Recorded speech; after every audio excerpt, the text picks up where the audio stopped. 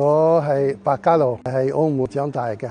我喺澳門咧退咗休咧，就嚟到三鄉開餐廳咧。有25年啦。我最中意咧係睇嗰啲舊建築物㗎。呢個好特別，因為睇得出澳門都好多建築物咧都係西式中式相結合。呢間屋就係最傳統嘅我哋廣府建築嘅四水居堂，比嗰個鄭觀應故居舊多幾十年。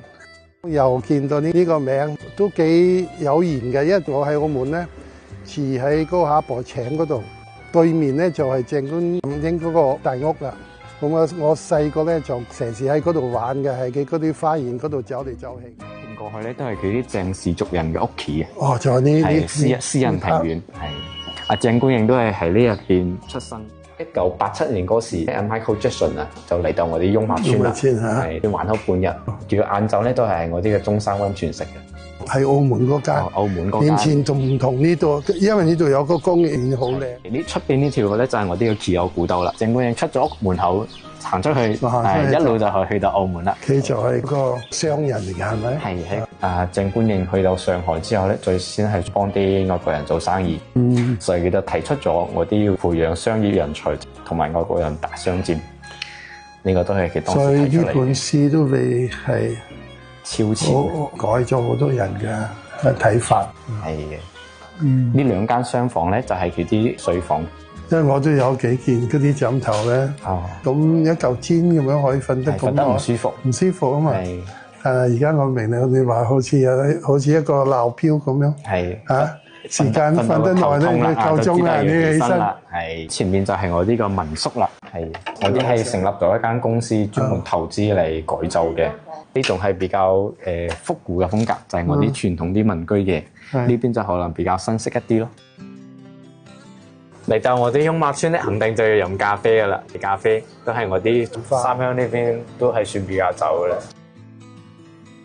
咁呢度咧，我哋就有啲陳列咗一啲古舊式嘅相機啊，咁樣嘅。文創咧，我哋買得最好，好似呢個咁咧，就係三鄉茶果咯。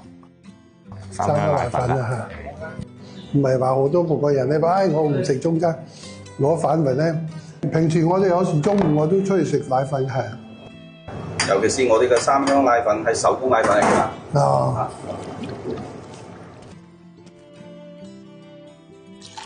少食啊！嗰個三鄉茶果咯，要食茶果都要7點鐘起碼要起身過去買㗎啦。咁犀利！呢個冬瓜酥佢出咗一個雍麥，揾唔到呢樣嘢嚟食啊！今日佢9點鐘開門，而家11點左右，佢已經買晒啦。好香，新鮮，好新鮮，仲熱辣嘅。葡萄牙咧都有一個冬瓜餅咧，真係好似連味道都好似呢個。中國人嘅去到葡萄牙都覺得，咦？你嗰個食物咧，好多咧就好似中國㗎，特別廣東嗰邊。當時係同呢條奇有古道去到澳門，去到澳門學習過嚟㗎。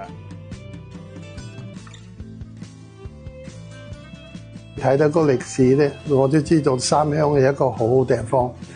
特別我中意啲中西合璧交流啦，係咪？我中意呢個村嘅。如果有機會咧，我第日咧喺呢度開間餐廳咧，我會帶葡嗰啲文化過嚟。